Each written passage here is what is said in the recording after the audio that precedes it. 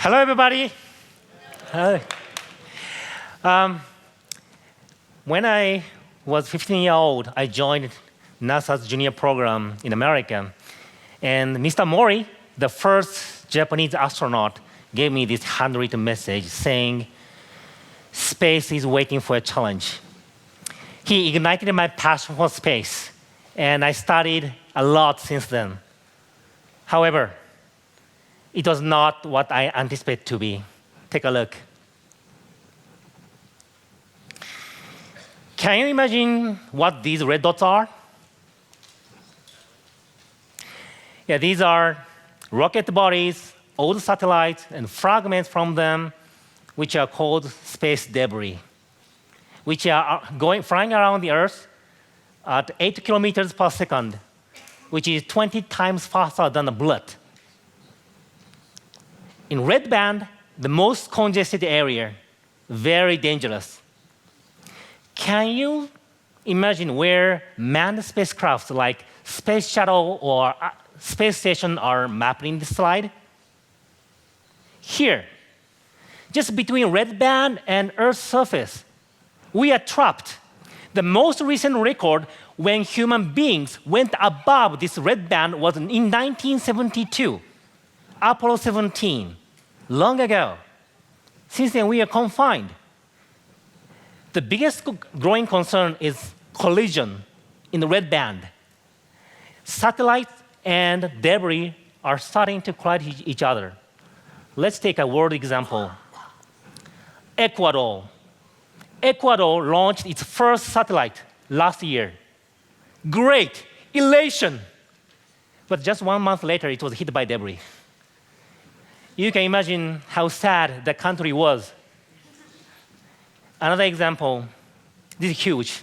American satellite and old Russian satellite collided with each other. It broke into more than 1,000 debris. Each tiny debris has enough power to blow up the other satellite, leading to a chain reaction.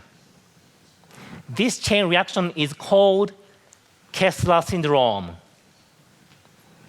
Unfortunately, Kessler syndrome has already started. It's consensus. Space debris does not just affect space agencies. It really affects our daily lives. What if you cannot be prepared for the major storms, tsunami, typhoon? What if you cannot watch your favorite TV program or World Cup? What if you cannot use GPS and airplanes, ships cannot use GPS? All the logistics will stop. If stock exchange market gets in a mess, how confusing the world would be. So our daily lives are totally dependent on satellite technologies, a lot. Someone should fix this issue. And who should fix this issue? Who? Government? Governments and space agencies know about this issue, and they are quite aware of this. They are making progress. However, the number of debris is still growing, and there's no clear solution yet. Reason, only 0.2% of annual space budget is allocated to the space debris removal, or less. Why so? Russia, US, China account for more than 90% of the space objects. Each country has its own say. Russia, US, China say, well, we contributed a lot already. It's your turn. Beneficiaries should pay for the cost. But other countries, oh, sorry about that. Other countries, I cannot go back. Oh, yeah. Other countries might say, our hands are clean. Give me a break. These 3 countries should pay for it. So this kind of discussion goes nowhere. It's the same with global warming discussion. So let me give you a much clearer analogy. Highway. What would you do with broken cars? you get rid of it. You pay the toll, you pay the insurance premium, right? Which cover the cost for removal.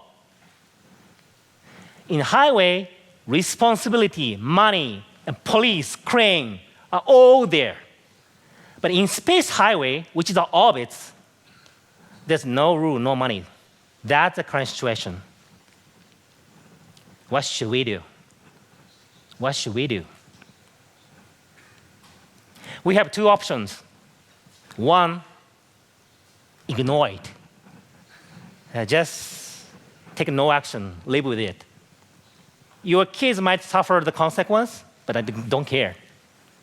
Number two, collaborate, take action. It does make a difference. I decided to take actions as a private sector. We formed a team called Space Sweepers. These are actually specialists, multinational, multi-gender, wonderful team. You might think small companies should not take that big risk, or in fact, there's no clear business model in space industry other than grabbing money from the government at this moment.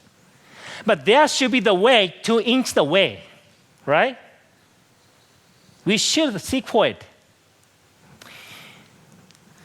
This is our invention, buoy. The beauty of the buoy, oh, sorry.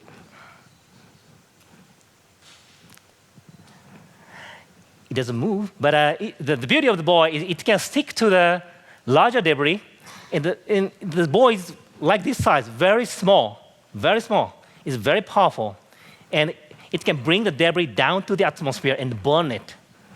How does it work? All the debris are tumbling. We take advantage of tumbling. Okay, so the debris and the buoy tumbles, and we give the big thrust to reduce the velocity of the debris, and then change the orbit and bring them down to the atmosphere and burn it. For example, a debris which goes around more than 100 years can come down to the atmosphere within 2 days. This is the power of our debris. We have a mothership which contains 6 buoys, and mother will release the buoy one by one to tackle multiple debris. So money, yes, we need. I'm not rich at all, but there's a way. So what we do right now is we come up with great ideas of a space project and having various projects right now and generating cash. With that cash, we spend to the research and development, testing, and all the experiments right now. Once we develop the mother and boy, we can provide a maintenance service in the orbit. What is inspection? Take picture of the satellites and find micro damage, macro damage, and give feedback to the satellites. Repair. If the antenna is broken, our mothership can relay the data to the ground station. Tugboat. All the satellites go off the orbit, and our boy can push them back to the right orbit and let them save the fuel and expand their lifespan. With these generation of the revenue, we will remove the space debris. It is too early. It's too early to say this works well, but our team is proactively and positively working on this effective way for funding the development cost. 60 years ago, there's no space debris.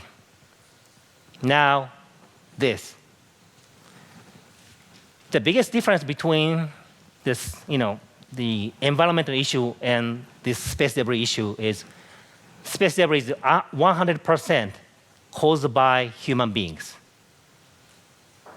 If we do not take any actions right now, space future will be like this. Let's not leave this behind. Let's make a difference right now. Do you agree? Yeah, you're nodding, right? Thank you. So what you can do is please keep your eye on this topic and on this issue. And please remember the opportunity and advantage and the speed of private sectors.